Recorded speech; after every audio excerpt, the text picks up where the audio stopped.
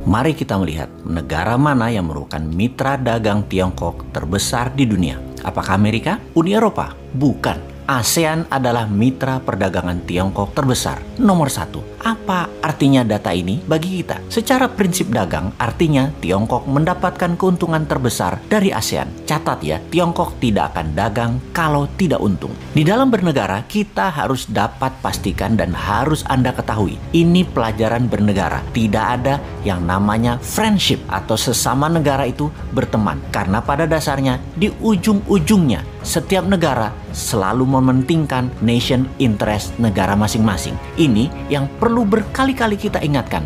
Kalau pejabatnya mengerti bernegara, maka bukan personal interest dan kepentingan jabatan yang didulukan, baru rakyatnya. Harusnya rakyatnya didahulukan, baru kalau ada implikasi cuan buat dirinya, ya atur dah sana. Walaupun sebenarnya itu tidak boleh, tapi namanya juga pejabat berkuasa mutlak. Bisalah diatur oleh mereka untuk mereka dapat sesuatu di zaman old mind begini. Beda nanti pada saat zaman new mind-nya menjabat. Ya total pejabatnya abdi masyarakat. Bener deh, jangan seperti negara tetangga. Keuntungan pejabatnya didulukan, baru dibangun narasi nasionalismenya. Jadi negara tetangga itu punya strategi berkuasa dan mengelola negara untuk kepentingan sedikit orang, yaitu dirinya dan kelompoknya, terutama oligarki yang mendukung mereka. Bener deh, baru pertama kali di dunia ada bernegara itu dibangun dengan kekuatan narasi saja. Bahkan ada seorang menteri di negara tetangga tersebut membangun narasinya begini. Ketika Amerika datang ke mereka, pejabat Amerika itu berkata betapa jeleknya komunis Tiongkok dan strategi negara Tiongkok kepada banyak negara. Kalian, negara tetangga tersebut ya maksudnya, harus selalu bersama Amerika. Tapi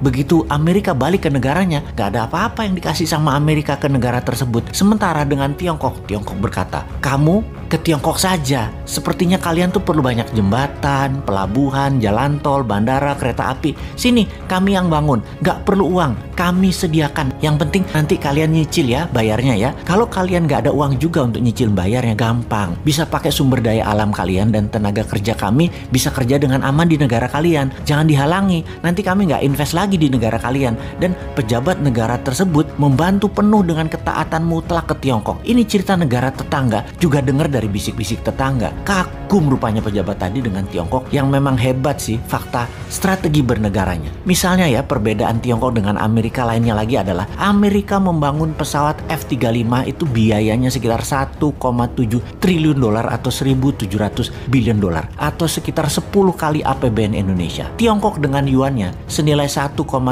triliun dolar juga. Beda, tidak membangun pesawat tempur tapi mengikat 70 negara dengan obor atau dengan One Belt One Road-nya. Faktanya lagi pesawat Amerika itu tidak pernah terbang lama, apalagi berperang, sementara Tiongkok menggunakannya untuk membuat negaranya punya aset di negara lain. Disinilah Amerika akan kalah dengan Tiongkok dalam jangka panjang karena Tiongkok memikat dengan terlihat membantu ekonomi sebuah negara. Jadi kasihan memang banyak negara tetangga kalau pemahaman bernegara pejabatnya tipis dan kuat narasi membangun nasionalismenya, negara tersebut akan habis aset nasionalnya dan anak cucunya nanti ketika mereka nggak jabat tinggal bayarin hutang. Inilah yang disayangkan oleh New Mind. Pertanyaan sederhana, Tiongkok punya yuan sampai senilai 1,7 triliun atau 1.700 billion dolar itu datangnya dari mana? Inilah yang akan kita lakukan di masa nanti ketika old mind lengser dan ketika rakyat dengan sadar tidak memilih old mind lagi. Apa yang kita lakukan? Printing money berbasis proyek termasuk proyek negara lain. Ini harus huruf kapital ya yang akan kita kuasai. Sekali lagi, negara yang akan kita kuasai. Dialog mengenai printing money memang banyak menimbulkan kontroversi, namun tetap harus kita perjuangkan. Kita semua tahu bahwa pejabat di negara demokrasi harus siap ditantang dengan pemahaman yang lain yang baru yang mungkin lebih baik. Namun ketika ada yang mengatakan printing money, sayangnya otak langsung ada kata inflasi dan mengatakan ini akan menyebab pemerintah menjadikan negara hiperinflasi. Siapapun yang bicara seperti itu berulang-ulang, pasti orang ini nggak pernah belajar ilmu ekonomi. Nggak segoblok itu ide printing money menghasilkan hyperinflasi kayak Venezuela. Naif bener yang ngomong begitu. Semua ada dalilnya, semua ada bukti yang telah dilakukan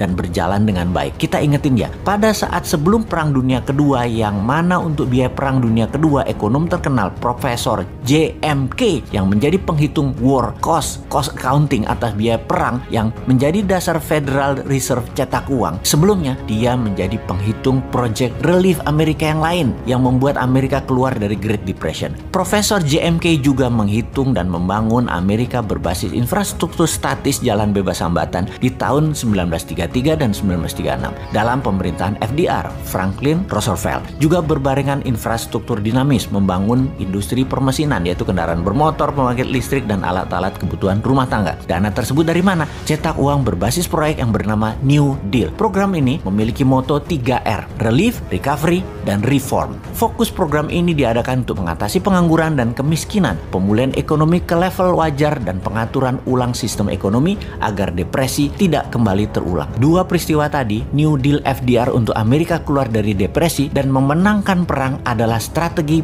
printing money. Oke, sekarang ke Amerika. Bosen-bosen deh lu bolak-balik ke Amerika, tapi namanya belajar ya nggak apa-apa diulangi lagi. Karena tidak ada yang namanya keunggulan di dunia ini. Yang ada hanya pengulangan, alias kalau mau unggul maka ulangi.